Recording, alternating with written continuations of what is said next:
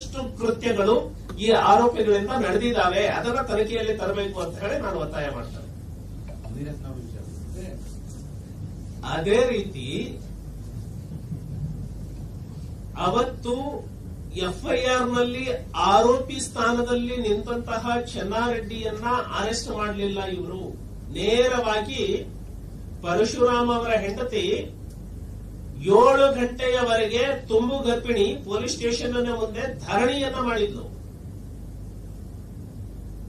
ಅದು ಮೇಲ್ನೋಟಕ್ಕೆ ಸಾಬೀತಿತ್ತು. Eye witness Parashuram ಅವರ ಹೆಂಡತಿ ಐ ವಿಟ್ನೆಸ್ ಹೇಳಿದ್ರು.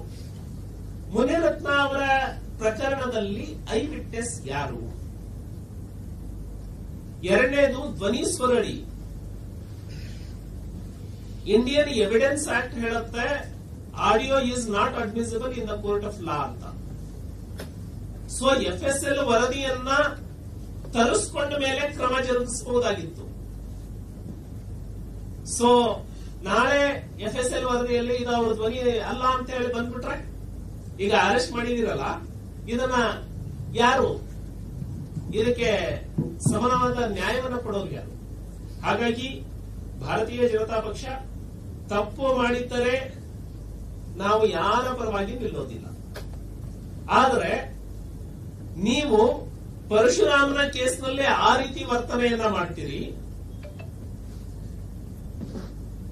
ಪಾಂಡವಪುರದಲ್ಲಿ ಆರ್ಎಸ್ಎಸ್ ಕಾರ್ಯಾಲಯದಲ್ಲಿ ಯಾವುದೇ ದಾಖಲೆಗಳು ಇಲ್ಲದೆ ಅತಿಕ್ರಮವಾಗಿ ನುಗ್ಗುತ್ತೀರಿ.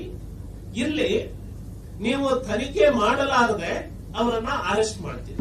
ಅಂದರೆ ರಾಜಕೀಯ ದ್ವೇಷಪೂರಿತವಾದಂತಹ ಕೃತ್ಯ ಕೆಲಸಗಳು ಪೊಲೀಸ್ ಇಲಾಖೆಯಿಂದ ನಡೀತಾ ಇದ್ದಾವೆ. ಅವರು ರಾಜ್ಯಪಾಲ ದೂರು ಕೊಟ್ಟ ವಿಚಾರ ಸರ್, ಅವರು ಇಡೀ ತಂಡ ದೂರು